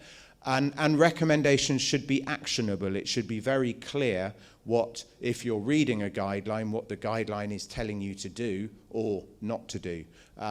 They need to be informed by the best available evidence, and they need to be supported by a rational assessment of the certainty of the evidence. And we're going to talk about that in more detail in a presentation later this afternoon. So WHO produces guidelines across a wide range of areas, from narrow clinical interventions, surgery or the treatment of a very specific infectious disease that only affects a certain region of the world, like on the bottom right, human African trypanosomiasis, to very big and broad guidelines, healthy housing, physical activity across different age groups. And it doesn't matter what your subject is of the guideline, you need to follow the same standards. I should have noted as well on the previous slide that this handbook for guideline development is, perhaps needless to say, publicly available. It's available on the WHO website, and I'm sure you'll be given details of how to access it. So we broadly develop three different types of guidelines. There's the standard full guidelines. We have an example on the treatment and prevention of HIV in key populations. They can include 10 or maybe 20 recommendations across the whole spectrum of interventions, and it can take up to 2 years to develop such a guideline. As you can imagine, it's quite a long and heavy process. Then we have rapid advice guidelines. These are much quicker. It's because member states, countries, they need advice rapidly. It could be because a new infectious disease or a different type of disease is emerging, or it could be because a new innovation is made available that is better than what currently exists, and there's a need to tell the world to stop using this drug and to start using that drug instead. So that's rapid advice, which can be 1 to 3 months. And then emergency interim guidelines. These are when there are public health emergencies of international concern. The obvious example is SARS-CoV-2, the pandemic we've all just lived through. And there WHO was pushed to develop guidelines in a matter of days or weeks.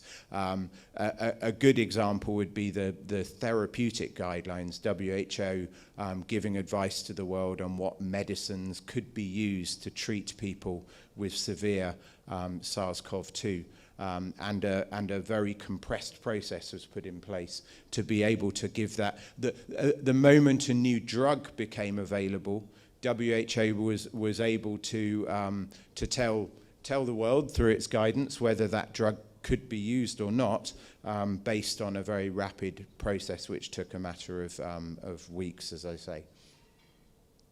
So this is the process that everyone has to go through, no matter what guideline they're wanting to develop. So you scope the guideline. What content needs to be within the guideline? Is it just about a medicine, or does it also include prevention of a disease, or who should be delivering the care, or where should it be developed? So how broad is the scope of the guideline? Who's the expert panel? Who do you need around the table to formulate a recommendation? And also, who will externally review the product of the guideline development group to give a peer review before it's finally done? And what questions will you be asking, and what outcomes will you be looking for? Is it simply preventing death? Or is it preventing hospitalization, or is it other types of important health outcomes? And at that point, when you've described who's going to be involved in the process and what questions you're going to ask, you submit a planning proposal to the Guideline Review Committee. It gets reviewed and approved by Arash and myself and the committee members. Or, if modifications are needed, that's the time when modifications are requested. And a classic example might be that your guideline expert panel contains insufficient expertise to answer the question, or it's missing representation. We're a global organization, and if you don't have anyone on your panel from a region that's heavily affected by a disease, let's say Latin America, then you need to go back to the drawing board and find someone who represents that part of the world. So once your plan is approved, you can get on with the big work, which is finding all the appropriate evidence you need to look at, randomized trials of a particular drug, how many trials were done, summarizing that information, assessing the quality of that information. You may have found 5 or 6 trials on a particular disease area. Were they well done? Were they not well done? What's the level of quality of the evidence you're looking at?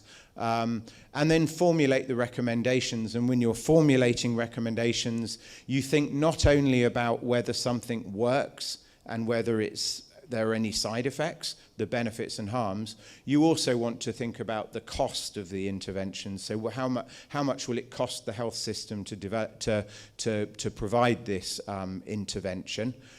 You want to also consider equity, non-discrimination, human rights, and socio-cultural acceptability. And if all of that has been done well, it again comes back to our committee for review and approval. And then once it's approved, dissemination and training happens. So who's involved in developing a WHO guideline? Well, you have the WHO steering group, that's the topic expert, the disease department that wants to develop the guideline. You have all the relevant people within WHO in other departments as well, that's the steering group. Then the guideline development group, that's external experts who are brought into the process. They're the ones that make the recommendations. So if you ever see a WHO guideline saying use drug A and not drug B, it's not me sitting around a table in Geneva making that decision. It's the guideline experts who make the decision. WHO doesn't make recommendations. The external experts make the recommendations. WHO ensures the process is followed. And in order to be a member of the guideline development group, we need to make sure there are no conflicts of interests. We need the individual experts are there as individual experts. They're not representing a hospital or an academic institute or even a government.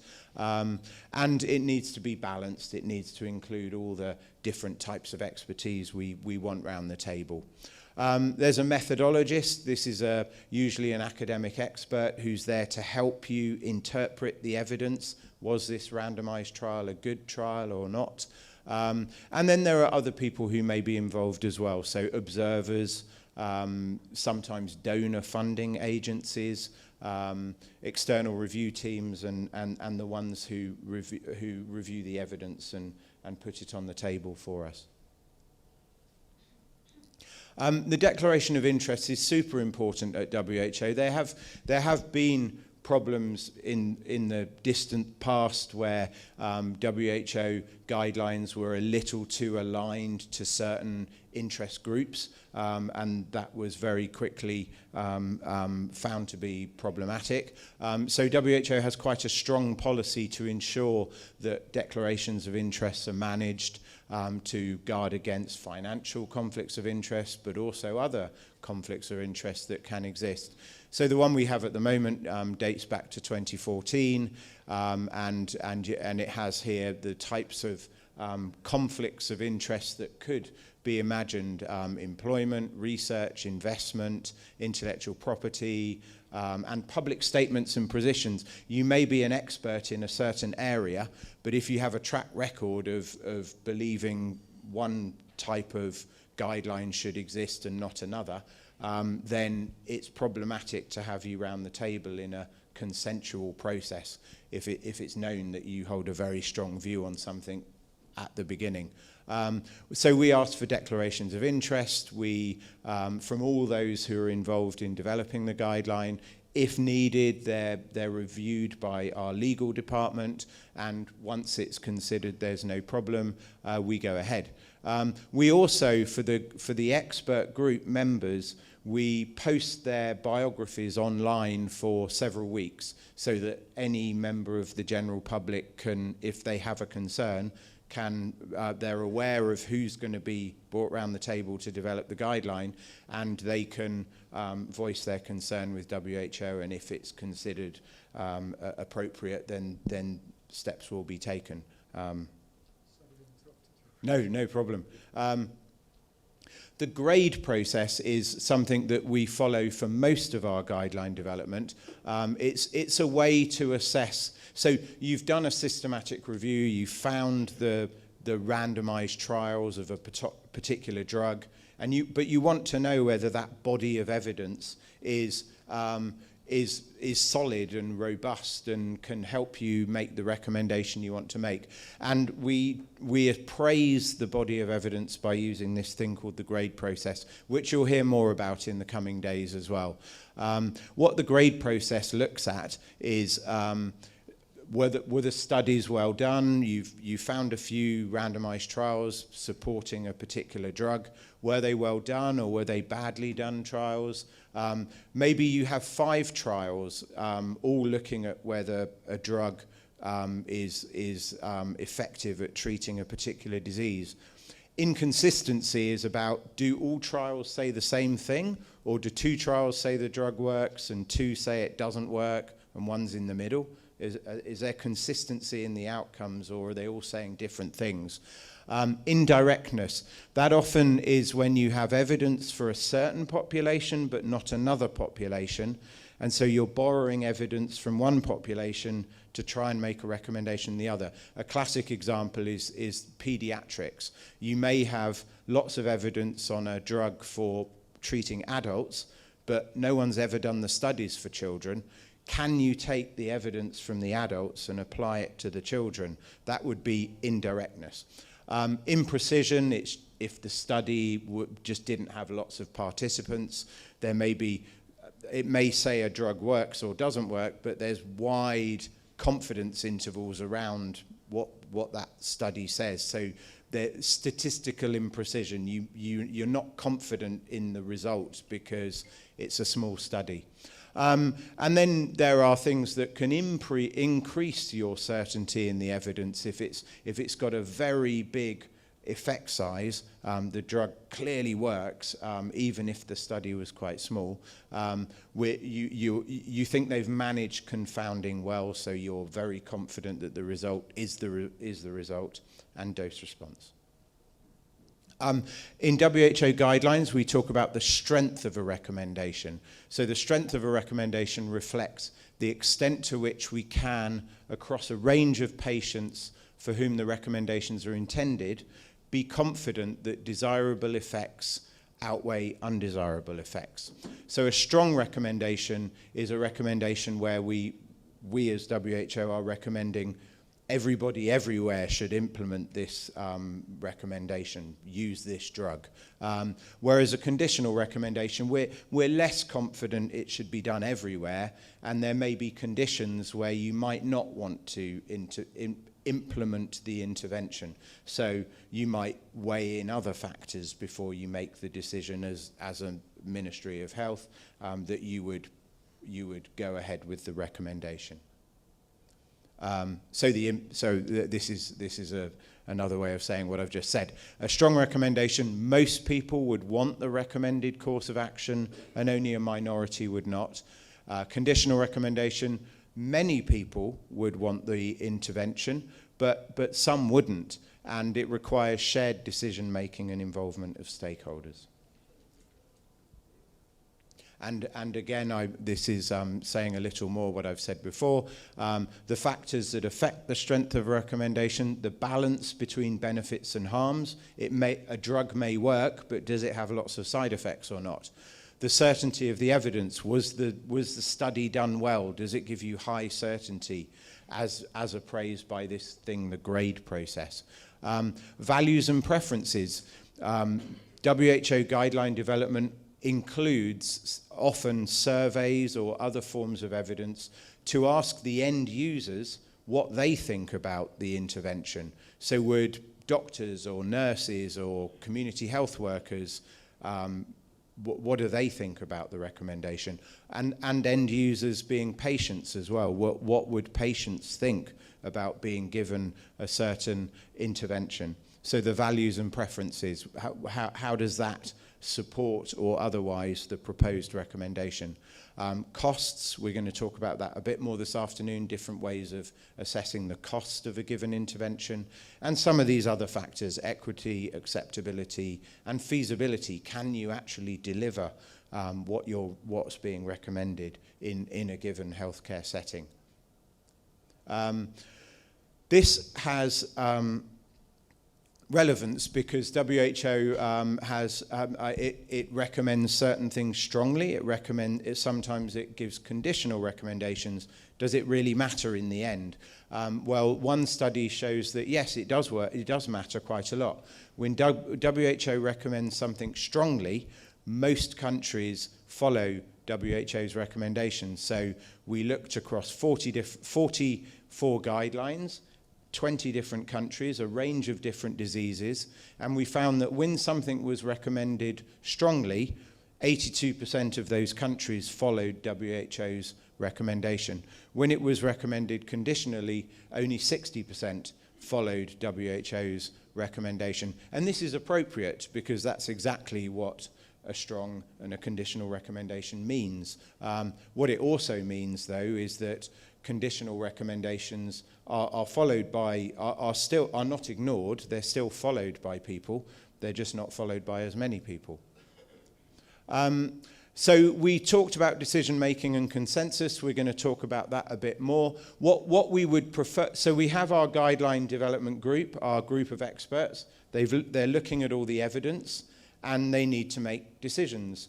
And what we would ideally want is consensus. So we always, in the meetings that we have, we try to get to consensus where everybody around the table agrees with the recommendation. But if you can't get to consensus, then you need to decide what a majority looks like. And you need to do that in advance. You shouldn't do it in the heat of the moment. Typically, a majority is something like 70%. So it's not a simple majority of 50%. And most guidelines I've been involved in use that 70% majority.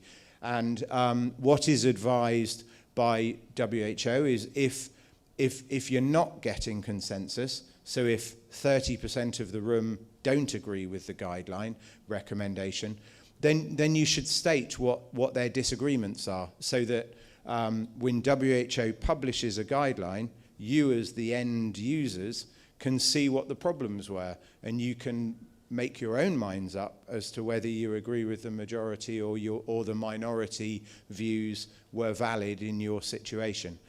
So we want consensus, but if not, we go with the majority and we say what the minority views were. This is how we try to lay out our recommendations in a guideline. We say what the recommendation is, should be actionable. We then give the justification. Why did this recommendation get made? Usually says, we found some randomized trials and they said this, and so giving the evidence that was looked at. Implementation considerations, what does the expert group say about how to deliver this intervention? Do you need particular health service staff to deliver the intervention? Can it only be given at a hospital, or can it be given in mobile clinics? What sort of things should be considered when delivering the recommendation? And what have you learnt are the knowledge gaps in going through this whole process.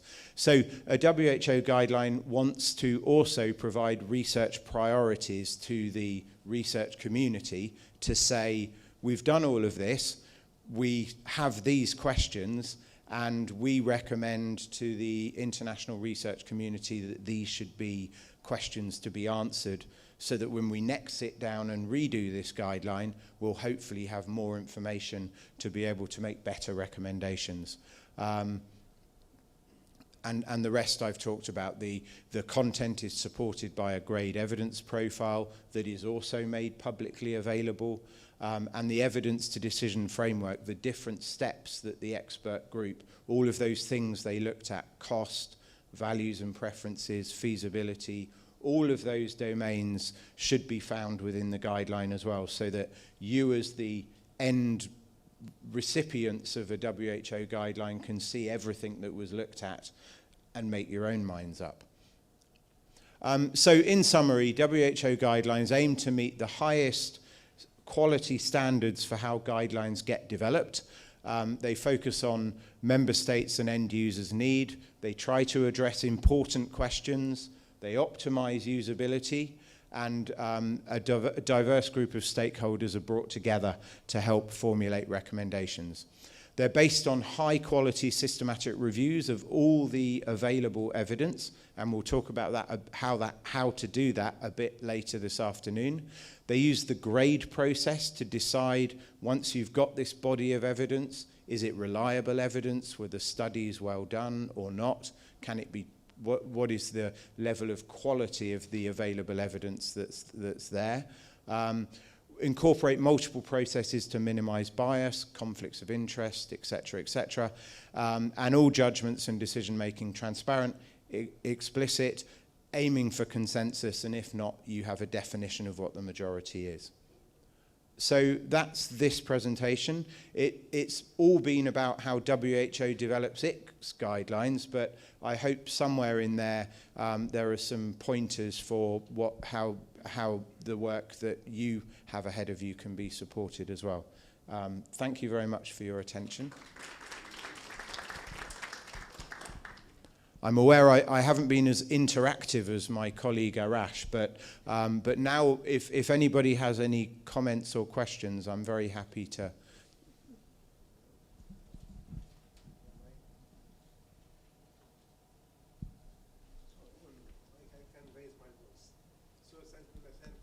Oh. Answer a lot of our questions or inquiries. So, but about finishing the guidelines, standard guidelines, the WHO, you say it's from 6 to 1 year. Is it for national Egyptian guidelines, for example, or for one subject only?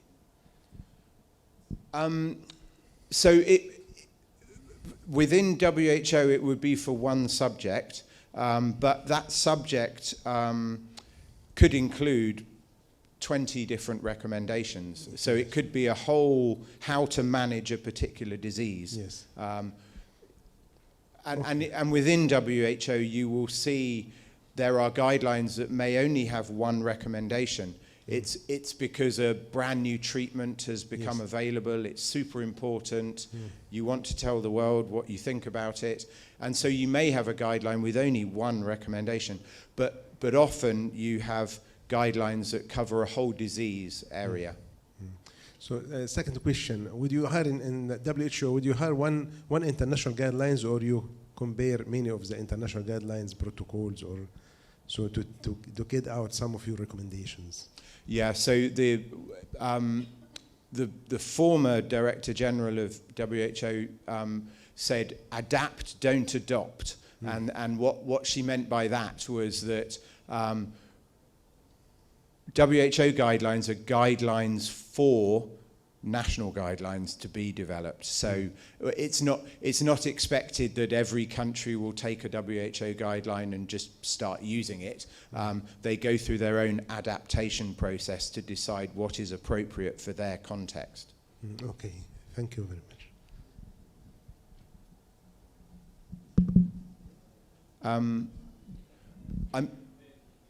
I'm sorry. Let me give you mine. Thank you very much for this very comprehensive and enlightening presentation. Actually, I see that there is a big difference between this method or methodology or development process and NICE guideline development process, for example. NICE guideline scoping is completely different. The panel of stakeholders is very, very wide, with interest groups and private sector and other. They are not concerned with implementation. They are concerned with setting a reference kind of guideline. So what's your experience with how much you prefer this or that, the WHO guideline or the NICE guideline? Because as I understand in our culture here in Egypt, everyone, or almost everyone, when you ask what about guidelines and what are you following, he will say NICE guidelines. So, by the way, I like very much the WHO guidelines because it's concise and it has a very good systematic and obvious kind of systematic way of development. So I want your reflections on this kind of difference, please. Thank you. No, that's a very, very good observation. So one obvious example, perhaps, is because WHO is looking across countries. Implementation considerations are there because it's conscious that there will be very many different contexts looking at the guideline. So what could be the very core implementation considerations for many different contexts to be thinking about? NICE doesn't have to do that because it's only looking at one context, one country.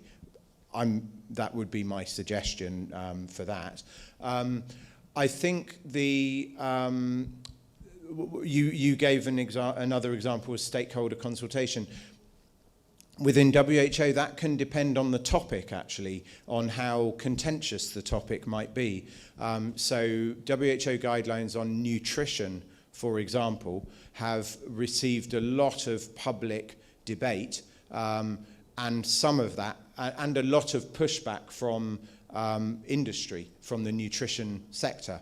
And so in order to try to diffuse and limit all of that criticism after the guidelines come out, it has gone in the direction of public consultation. So a WHO nutrition guideline will go online for anybody to express views, and a very heavy process of incorporating that public peer review, if you like. Other disease areas, it's less needed, and you can imagine it's a very heavy process to go through a public review. I think the fundamental difference is that NICE is catering to one specific domestic state situation, whereas WHO has to take into account many different contexts. But there's only a handful, I would suggest, of places to go to if you want to find the highest quality, trustworthy guideline development processes, and NICE would be one of them. The US Preventative Task Force is another. And when WHO developed its guideline handbook, it did so in looking very much at what these groups did and trying to be as consistent as possible with their methods. So I think it's a good point. Don't only look at how WHO develops guidelines, but don't cast the net too wide either. And NICE is a good place to look. Yes.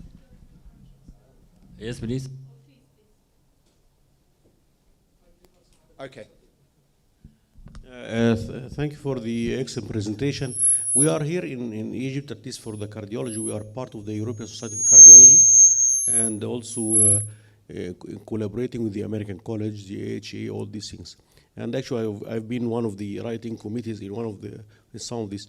So, how you coordinate between the international organizations? Guidelines, many of them, of course, are preventive and sometimes are practice, intervention, revascularization, everything like this. How you coordinate between the scientific organizations' guidelines and recommendations, which we consider here like Bible or Quran in most of our practice, and with your recommendations and your guidelines, which you are also doing for that.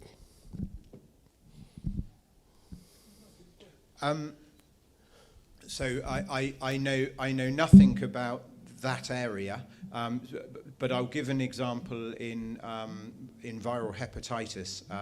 And when WHO began to develop guidelines for the management of viral hepatitis 10 years ago,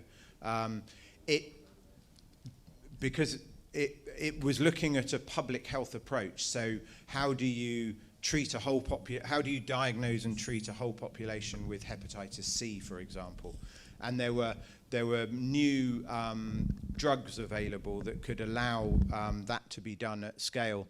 And when WHO started to develop guidelines, there was pushback from international liver societies saying, well, we don't need guidelines. We already have guidelines. Why do we need yet another hepatitis guideline? But the purpose was very different. The purpose of the WHO guidelines was a public health response to a disease, whereas the purpose of the societal guidelines were much more focused on individual clinical management. And we looked at each other and we tried as much as possible to avoid any inconsistencies, but the starting point was to recognize that there was a need above and beyond what the societies developed because it was serving a different function. I'm not sure how much that answers your question. It's like we have guidelines for dyslipidemia, for preventive cardiology, for patients' awareness, everything. And I think they should be complementary to each other. I don't think that there is any conflict. It should be complementary to cover all the aspects that the patients need. I completely agree, and I can give you one example from the area I work in HIV.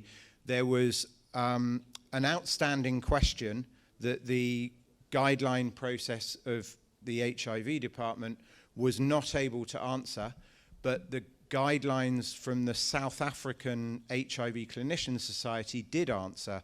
So what you will find in the WHO guidelines is reference to what the South African Clinicians Society say, because they were able to answer the question that we weren't able to answer. So ensuring complementarity is absolutely certain to avoid confusion.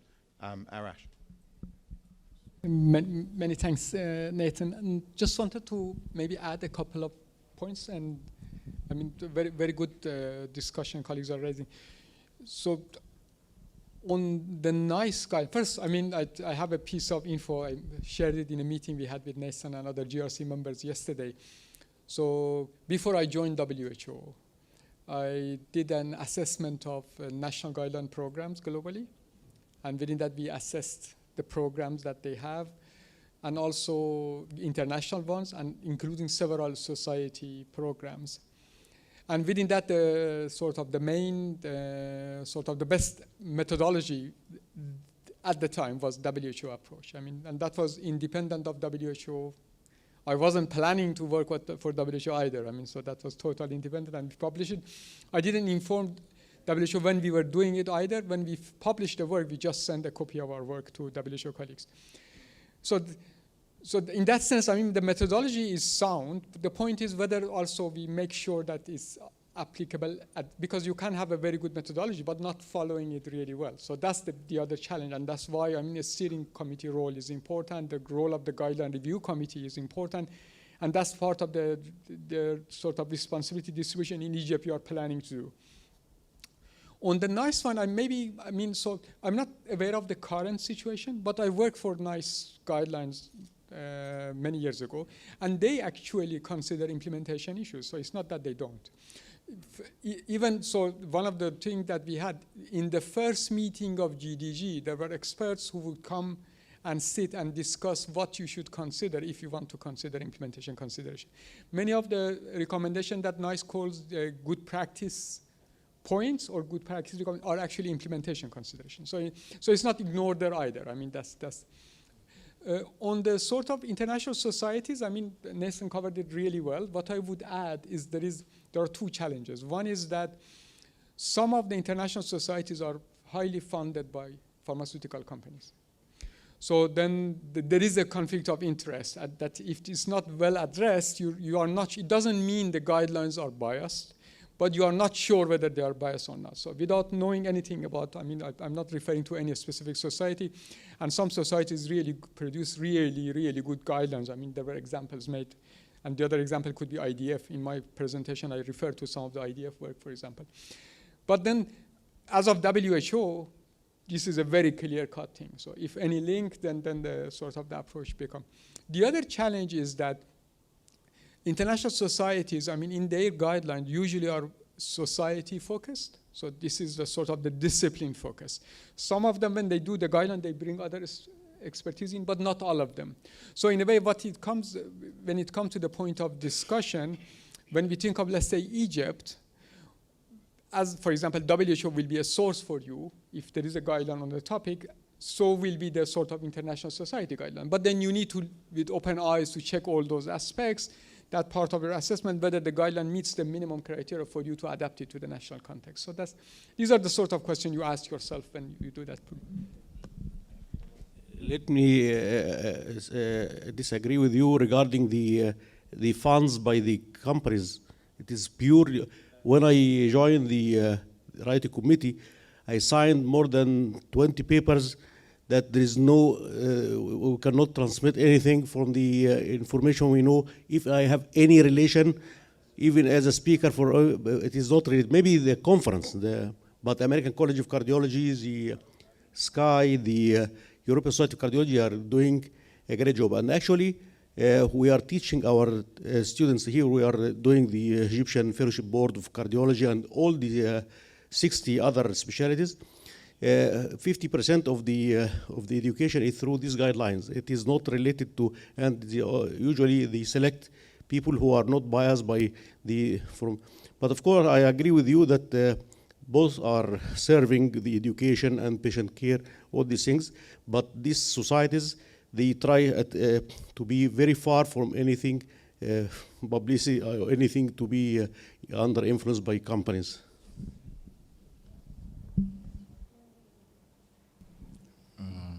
Okay, so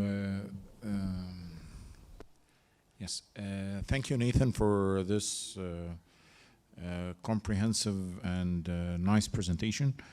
My question is with regards to the development of the National Egyptian Clinical Guidelines, and it's a little bit technical, the question. So you've mentioned that in the development of the WHO guidelines, you usually revert to grade for assessing the quality of evidence. For the Egyptian National Clinical Guidelines, and as you know, in the systematic review, there will be heterogeneity of the studies involved in the systematic review. So this means that some of the studies will be RCTs, some of the studies will be cohorts, some of the studies will be non-randomized interventional studies, and each one has its own tool for assessing the quality of evidence, like for example the Newcastle one for the cohort studies, and the Cochrane and the Robbins. So being said, do you recommend that when we come to the development of the National Egyptian Clinical Guidelines, do you recommend that we follow the WHO's footsteps? Or what's your recommendation? What's your take on that? I'll give my view, and then, but because I don't know the body of evidence you may be referring to, I'll also look at Arash in case he has anything additional to say. I think that we will, and also to see whether we're going to cover this at any other point in the next 2 days, because this afternoon I will talk a little bit more about the critical appraisal side of things, and what you make me think of in what you said is that so the question is, you're looking at different types of bodies of evidence and you're putting it all together to try to make a recommendation, and that can include randomized trials, observational data, other types of information. Usually and you're quite correct that there will be different tools that you apply to assess the risk of bias of those different bodies of evidence. Nevertheless, so you do use those different tools, but and they will give you an answer as to whether it's high risk of bias or low risk of bias. But risk of bias itself is only one of the other of the key components that is in the grade process. And the grade process then also looks at imprecision, inconsistency, publication bias, and so on.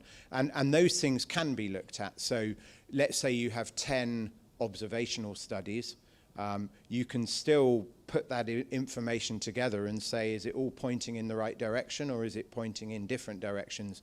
Is there consistency in what the cohort studies are saying? And the same with imprecision.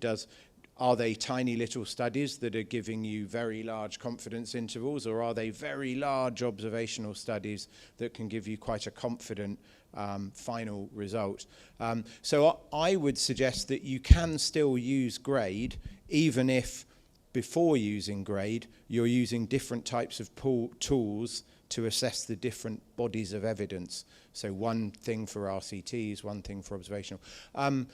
Maybe I'll stop there, and maybe we're going to cover this more as the days go on.